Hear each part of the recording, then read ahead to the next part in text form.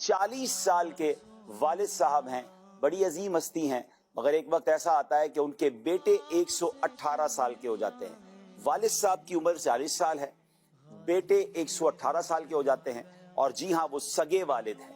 اور دوسری بات یہ کہ ان والد صاحب کے جو پوتے پوتیاں ہیں وہ بھی ان سے عمر میں آگے بڑھ جاتے ہیں۔ یہ سب کیسے ممکن ہے؟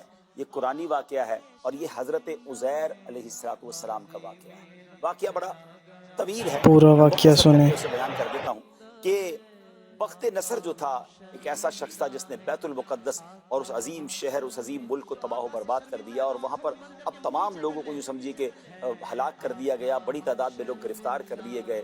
جب حضرت عزیر علیہ السلام بخت نصر کی قید سے کسی طرح باہر نکلے اور بیت المقدس تشریف لائے اور شہر کی ویرانی دیکھی، تو آپ کی زبان سے بے ساختہ نکلا کہ اللہ کریم اس ویران اور بربادی کے بعد شہر کو دوبارہ کیسے آباد کرے گا۔ اب اس کے بعد آپ جب شہر کے اندر داخل ہوئے، جب سارا ویرانہ ہی تھا، کچھ پھل آپ نے توڑ کر تناول کیے، انگوروں کا جو رس تھا وہ نچوڑ کر آپ نے اسے نوش فرمایا، بچے ہوئے پھل اپنی جھولی میں ڈال دیے، انگوروں کے شیرے کو اپنی مشک میں سیو کر لیا، بچا لیا، اور پھر اپنے گدھے کو مضبوطی کے ساتھ جس پر آپ سواری کرتے تھے درخت کے ساتھ باندھ دیا اور آپ سو گئے۔ مگر اللہ کی شان دیکھیں کہ آپ جب آرام کرتے ہیں تو آپ کی اس نیند کی حالت میں وفات ہو جاتی ہے، جی ہاں آپ کا انتقال ہو جاتا ہے، اور تقریباً ناظرین 100 سال تک آپ جو ہے وہ اس حالت میں رہے۔ اور اب کیا ہوا؟ اللہ تعالیٰ نے درندوں، پرندوں، چرندوں، یہاں تک کہ جن اور انسان سب کی نظروں سے آپ کو چھپا دیا تاکہ کوئی آپ کو نقصان نہ پہنچا سکے۔ اور اللہ کی شان دیکھیں کہ 70 سال کے بعد تقریباً اب ایک اور بادشاہ وہاں سے گزرا، ملک فارس کا بادشاہ، اس نے بیت المقدس کو آباد کرنا شروع کیا، نئی عمارتیں بنائیں، نئے لوگ آباد کیے، پورا شہر کمال طریقے سے آباد ہو گیا۔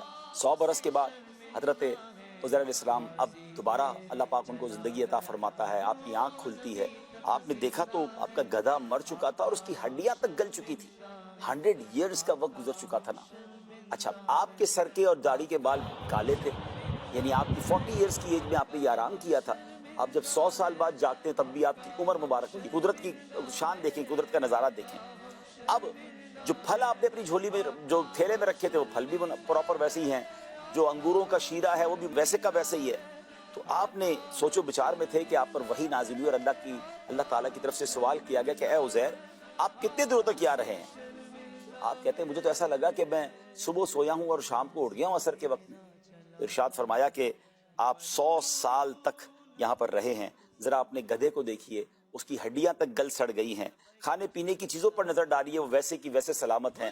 یعنی اللہ کی شان دیکھیں کہ ایک ہی زمین ہے، ایک ہی پیس آف دا لینڈ ہے، حضرت عزیر صحیح سلامت ہیں، آپ کا کھانا پینا جو ٹھیک ہے، اور گدھا جو ہے اس کا وہ گل سڑ کر ختم ہو چکا ہے۔ پھر حضرت عزیر کو قدرت کا ایک اور نظارہ دکھایا گیا کہ اب دیکھیں اس گدھے کو ہم کیسے زندہ کرتے ہیں، اور گڈیوں پر گوشت پوش بھی آتا ہے، وہ گدھا کھڑا بھی ہو جاتا ہے، اپنی بولی بھی بولنے لگتا ہے۔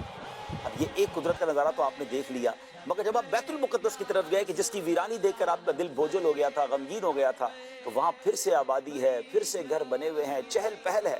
حضرت عزیر ڈھونڈتے ڈھونڈتے اپنے پرانے گھر کے پاس پہنچے تو ایک بوڑھی خاتون وہاں بیٹھی تھی جنہوں نے حضرت عزیر کو دیکھا تھا۔ حضرت عزیر نے جا کر ان سے پوچھا، کیونکہ ان کی بینائی آلموسٹ چلی گئی تھی، کہ آپ حضرت عزیر کو پہچانتی ہیں؟ تو انہوں نے کہا جی عزیر تو 100 سال پہلے سے لاپتہ ہیں، پتہ نہیں کہاں چلے گئے۔ یہ کہہ کر وہ رونے لگی۔ حضرت عزیر علیہ السلام نے کہا کہ میں ہی عزیر ہوں۔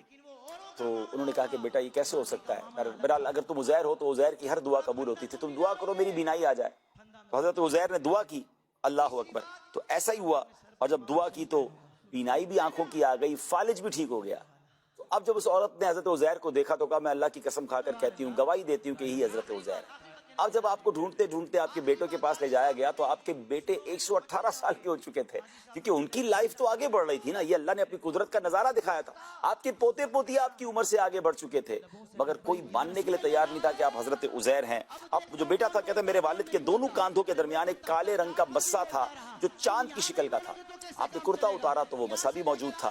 اب دوسری بات لوگوں نے کہی کہ حضرت عزیر وہ واحد شخصیت ہے جن کو پوری تورات یاد تھی، اور اب بخت نصر کے زمانے میں معاذ اللہ تمام تورات کی کتابوں کو آگ لگا دی گئی تھی، اور جتنے تورات کے عالم تھے اور تورات کو جاننے والے تھے، 40,000 تورات کے عالموں کو اللہ اکبر چن چن کر قتل کر دیا گیا۔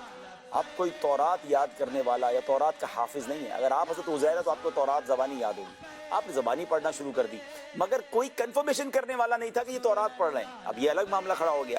تو اب اس کے بعد ایک شخص نے کہا کہ میرے والد صاحب نے اپنی انگوروں کی بیل کے نیچے ایک تورات کا نسخہ چھپا دیا تھا، جب وقت نصر کے لوگ تمام تورات کو قبضہ کر رہے تھے۔ ڈھونڈتے ڈھونڈتے اس انگور کے باغ میں جا گئے اور وہاں سے جناب وہ تورات نکالی۔ حضرت عزیر جو تلاوت کرتے رہے، انہوں نے جب دیکھا تو حرف با حرف آپ درست تلاوت کر رہے تھے۔